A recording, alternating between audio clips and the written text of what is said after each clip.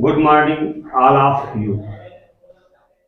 आज हम अपना वही जो पुराना एक्टिव और पैसिव वॉइस है उसी श्रृंखला को फिर हम कंटिन्यू करते हैं। और अभी तक की क्लासों में, अभी तक के वीडियोस में हमने इंपरेटिव सेंटेंस तक जाना कि इंपरेटिव सेंटेंस क्या होते हैं। सबसे बड़ी बात यह होती है कोई वाक्य करने से पहले, चाहे हम नरेशन बनाएं उसका या पैसिव वॉइस बनाएं, उसका रूप परिवर्तन करने से पहले, उसको बदलने से पहले हमको उस चीज को जानना होता है कि ये है क्या। और ये हमने इंपरेटिव सेंटेंस के बारे में इसकी प्रीवियस क्लास में, प्रीवियस वीडियो में इसको भली भांति अच्छी प्रकार से क्या कर लिया, समझ लिया है। क्लियर हो गया था कि ये नहीं क्लियर हो गया था? क्लियर हो गया था। और उसी क्लास में हमने ये जाना कि इंपरेटिव सेंटेंस कितने प्रकार के होते हैं? तीन प्रकार के होते हैं। कितने प्रकार के होते हैं? तीन प्रकार के होते हैं। तो आज की क्लास में हम अपनी इंपरेटिव सेंटेंस के तीनों प्रकार की पैसिव वॉइस किस प्रकार बनाई जाती है उस नियम को समझेंगे, उसके नियम को समझेंगे। और एक चीज और, यहाँ पर हम आपको एक तरीका बताएंगे नियम का। एक नियम हम आपके सामने लिखेंगे कि पैसिव वॉइस इस एक तरीके से, इस एक नियम से बन सकती है। लेकिन उस पैसिव वॉइस बनाने के हम और तरीकों का आपके सामने एक ही क्लास में, एक वाक्य कितने तरीकों से, इंपरेटिव सेंटेंस के एक वाक्य कितने तरीकों से पैसिव वॉइस बनाई जा सकती है, उस मेथड को भी हम आपके सामने रखेंगे। तो आप लोग वीडियो पर अंत तक जरूर बने रहिएगा ताकि एक ही क्लास में आपकी पूरी समस्या सॉल्व हो सके। तो आइए अब हम देखते हैं आदेश, इंपरेटिव सेंटेंस के आदेशात्मक वाक्य की पैसिव वॉइस कैसे बनती है, उसके नियम को पढ़ते हैं और उसके एग्जाम्पल समझते हैं। अब हमारा ये नियम है आदेश का, यदि इंपरेटिव सेंटेंस के वाक्यों में या इंपरेटिव सेंटेंस में आदेश के भावों का होना पाया जाए तो इसकी पैसिव वॉइस बनाने के निम्न नियम हैं। अब एक नियम विशेष रूप से हम लिखे दे रहे हैं और उसके बाद और कितने तरीकों से उसकी पैसिव वॉइस बनती है, हम उन सभी तरीकों को मेंशन किए दे रहे हैं। आप लोगों को जो सबसे ज्यादा सरल लगे, जो सबसे ज्यादा आसान लगे, उस तरीके को आप अपना करके पैसिव वॉइस बना सकते हैं। यहाँ पर अभी एक तरीका और भी हो सकता है, जो दूसरा फार्मूला है लेट सब्जेक्ट बी वर्ब की थर्ड फॉर्म, इसके आगे बाय यू लगाकर एक चौथा तरीका भी बन सकता है। लेकिन हमको अनावश्यक रूप से ज्यादा खींचना नहीं है, ज्यादा खींचे ज्यादा वाक्य लेंथी करें। अब कहता है वर्ब की फर्स्ट फॉर्म से पहले यू आर ऑर्डर टू का प्रयोग करके शेष वाक्य को उसी तरह लिख देते हैं। अब ये हमारे फार्मूला हैं, इन तरीकों से हम इसकी पैसिव वॉइस बना सकते हैं। एक नियम तो ये लिखा हुआ है, दो अन्य तरीके से भी इसकी पैसिव वॉइस बनाई जा सकती है। वाक्य हमारा ओपन द डोर। अब जब भी पैसिव वॉइस बनाएंगे तो सबसे ज्यादा जरूरी होता है वाक्य पढ़ करके ये अंदाजा लगाया जाए कि वाक्य में आदेश का भाव है या प्रार्थना का भाव है या सलाह का भाव है। प्रार्थना के लिए समझ लीजिए, अगर प्लीज या काइंडली लगा होगा तो अपने आप समझ लेना कि ये वाक्य का है, रिक्वेस्ट का है, रिक्वेस्ट का। अब दिक्कत हो जाएगी हमको ये पहचानना कि ऑर्डर या एडवाइस। तो थोड़ा सा ये हमारा ओपिनियन है, तो हो सकता है गलत भी हो, लेकिन फिलहाल जो है 90% सही होने की संभावना ज्यादा है। अब अगर काम तुरंत में करने के लिए कहा जाए तो वहां पर आदेश होगा। क्या होगा? दिमाग में रखिए या कहीं पर एक कारण में टिप्पणी बाद में लिख लीजिएगा। अगर वाक्य तुरंत होने की संभावना होगी तो आदेश होगा, और वाक्य भविष्य में होगा तो एडवाइस होगा। से हमने कहा क्या हेल्प द पुअर, गरीबों की मदद करो, तो अभी करने लगो क्या मदद?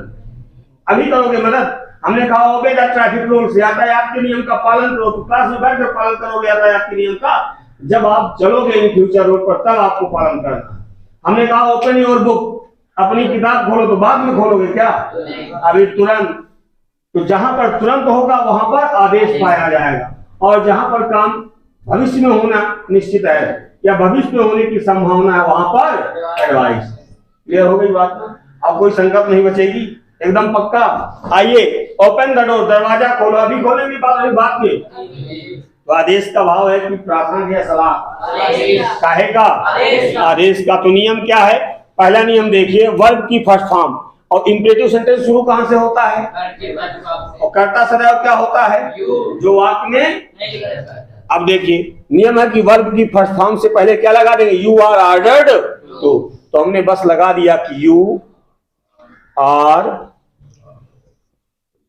Ordered to. उसके बाद क्या लिख दिया? Open the door, open the door. ठीक। अगला एक नियम देख लीजिए, दूसरा तरीके से कैसे पैसिव वॉइस बनाएंगे। सबसे पहले क्या लिख दें? क्या लिख दें? दूसरा तरीका देखिए, लेट।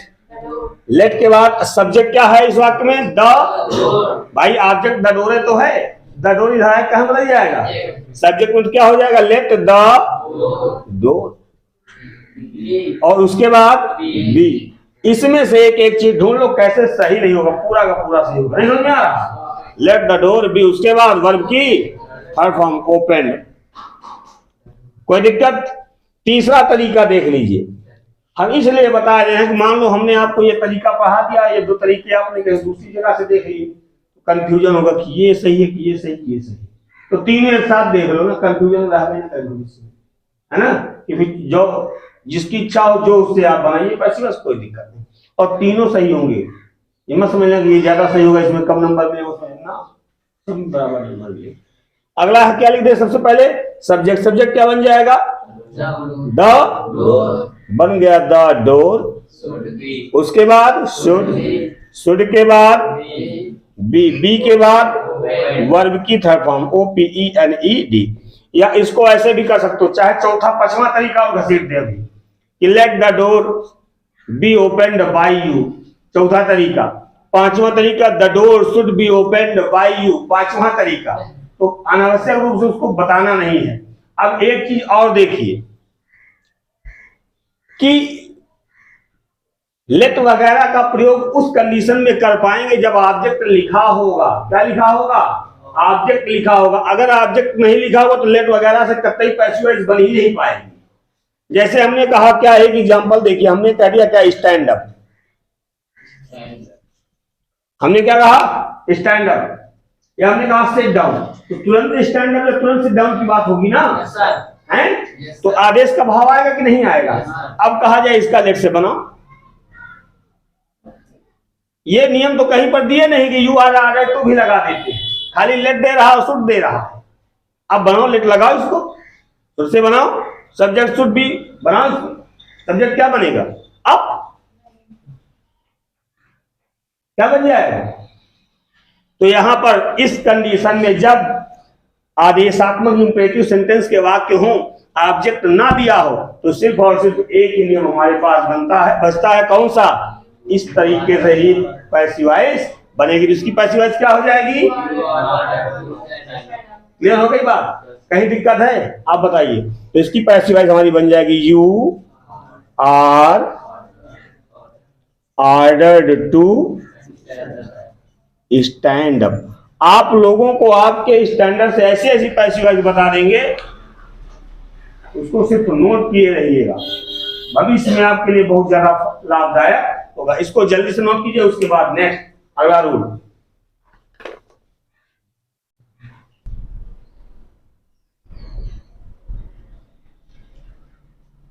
अब इंपरेटिव सेंटेंस में इसके पहले ऑर्डर कंप्लीट हुआ।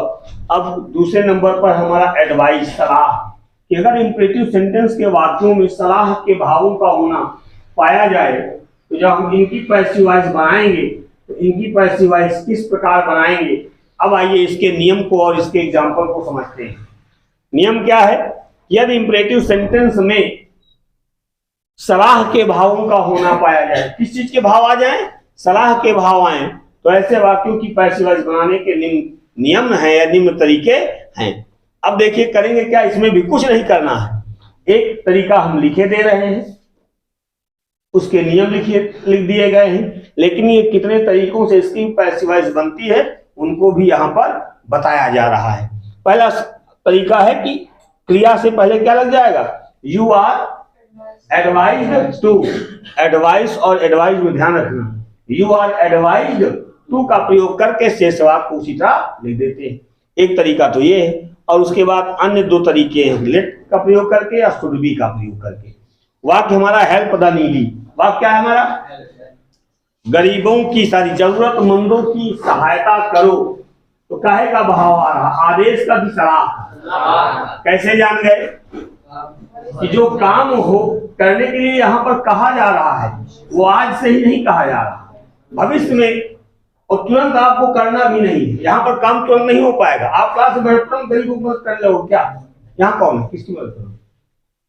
आपको बाहर समाज में जाकर के गरीबों की मदद करना, जरूरतमंदों की क्या करना, मदद करना है। तो यहाँ पर इस विहार पर हम कह सकते हैं कि यह वाक्य हमारा क्या है, क्या है, सलाहात्मक है या एडवाइस का बोध करा रहा है। तो पैसिव वॉइस बनाएंगे तो पहला तरीका देखिए, वर्ब से शुरू है ना, हेल्प हमारी क्या क्रिया ही तो है। तो जब पैसिव वॉइस बनाएंगे तो क्या लगा दे, यू आर एडवाइज्ड टू, उसके बाद help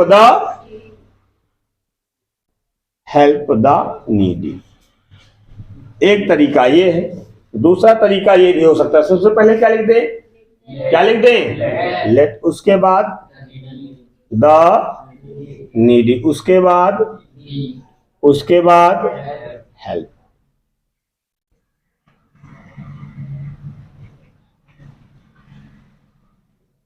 let the needy B help. तीसरा तरीका क्या बन सकता है, क्या करें, सबसे पहले सब्जेक्ट के रूप में द नीडी, उसके बाद शुड के बाद बी के बाद हेल्प। क्लियर हुआ, समझ में आ गया कि नहीं? या एक और देख लीजिए, हमने कहा फॉलो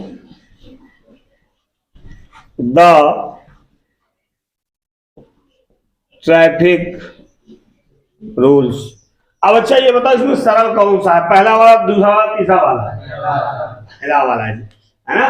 पहला वाला हर उसमें है, आपका रामबाण है, चाहे जहां लगा तो एकदम सही हो जाएगा, चाहे आप जिक्रो वाक्य में चाहे, और इन दोनों वालों से अगर ऑब्जेक्ट नहीं होगा तो वाक्य नहीं बन पाएगा।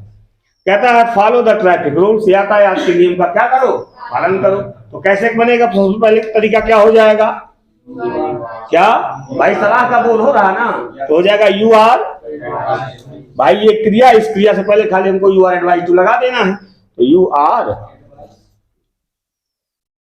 एडवाइज्ड टू, उसके बाद फॉलो द ट्रैफिक रूल्स, एक तरीका। दूसरा तरीका क्या बन जाएगा, बोलिए, let the traffic rules be followed. समझ में आ रहा है कि नहीं आ रहा? आ रहा ना। तीसरा तरीका क्या बन जाएगा, द ट्रैफिक रूल्स, उसके बाद शुड, उसके बाद बी फॉलो। अब चाहो तो इसमें चौथा पांचवा तरीका भी बना सकते हो, लेट के आगे let the traffic rules be followed by you, या शुड वाले वाक्य में the traffic rules should be followed by you करके चौथा पांचवा, लेकिन कोई मतलब नहीं। ये आपके तीन तरीके। क्लियर हो गया एकदम? जल्दी से नोट कीजिए। फिर नेक्स्ट आज समाप्त करना है इंपरेटिव सेंटेंस। अब तीसरा इंपरेटिव सेंटेंस का तीसरा और अंतिम नियम है रिक्वेस्ट। रिक्वेस्ट मीन्स प्रार्थना। अब इसको पहचानने में कोई विसंगति नहीं, कोई दिक्कत नहीं, बड़ा आसानी से पहचान में आ जाए। क्यों? क्योंकि कैसे पहचानेंगे, नियम हमने लिखा है कि यदि इंपरेटिव सेंटेंस में प्लीज या काइंडली शब्द का प्रयोग हुआ हो तो ये इंपरेटिव सेंटेंस के प्रार्थना सूचक वाक्य होते हैं। मतलब प्लीज या काइंडली शब्द लगा होगा तो जान जाना ये कैसा वाक्य है, कैसा वाक्य है, प्रार्थना का वाक्य है। तो इसकी पैसिव वॉइस बनाने के नियम हैं। पहला नियम क्या है, प्लीज या काइंडली शब्द को क्या करेंगे, हटा देंगे। दूसरा, वर्ब से पहले, एक ही नियम है यहाँ पर, बस एक ही तरीका, वर्ब से पहले, वर्ब की फर्स्ट फॉर्म से पहले क्या हो जाएगा, यू आर का प्रयोग करके शेष वाक्य को उसी तरह टीप देते हैं, है ना। पूरा एज इट इज लिख दीजिएगा। जो कक्षा 1 वाले बच्चों के कहते हैं टीपने वाली, तो टीपते हो आप लोग, तो टीप दो। क्या हो जाएगा? प्लीज या काइंडली शब्द क्या हो जाएगा? क्या हो जाएगा? तो प्लीज या काइंडली लगा तो इसका मतलब बात काहे का है? काहे का है? प्रार्थना का। गुड। तो प्लीज या काइंडली हमारा हो गया गायब। अब वाक बचा कहां से? वर्ब की थर्ड फॉर्म से। टेक ये तो है, तो इसके पहले क्या लगा दें? यू आर रिक्वेस्टेड टू, उसके बाद टेक योर सीट। कोई दिक्कत? समझ में आया? कम समझ में आया? एक और देख लीजिए, kindly give me your pen.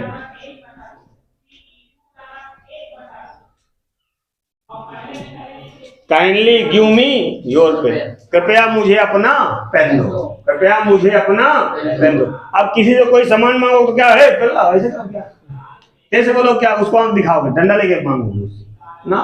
Request करोगे ना? मांगना है तो रिक्वेस्ट। तो यहाँ पर बताइए काहे का बोल हो रहा है? काहे का? कैसे जान गए? काइंडली सब, अगर प्लीज सब लगा हो या काइंडली लगा हो तो आंख बंद करके समझ जाना कि वाक्य हमारा प्रार्थना का है। पैसिव वॉइस बनाएंगे तो प्लीज या काइंडली शब्द हटा देंगे। अब क्या करें? वर्ब से पहले यू आर रिक्वेस्टेड टू का प्रयोग करके पूरे वाक्य उसी तरह लिख देते हैं। तो क्या हो जाएगा? Passive voice you are requested to give me your pen. अब इंपरेटिव सेंटेंस की हमारी पैसिव वॉइस यहीं पर होती है समाप्त। इसकी अगली क्लास में हम सीखेंगे मॉडल्स की पैसिव वॉइस और इंफिनिटिव की पैसिव वॉइस। वो विशेष है। वो क्या है? विशेष है कि मॉडल्स की पैसिव वॉइस कैसे बनाई जाती है और इंफिनिटिव की पैसिव वॉइस कैसे बनाई जाती है। अब ये क्लास यहीं पर होती है समाप्त। आप लोग वीडियो पर अंत तक बने रहे, इसके लिए आप सभी लोगों को धन्यवाद। मिलते हैं नेक्स्ट क्लास में।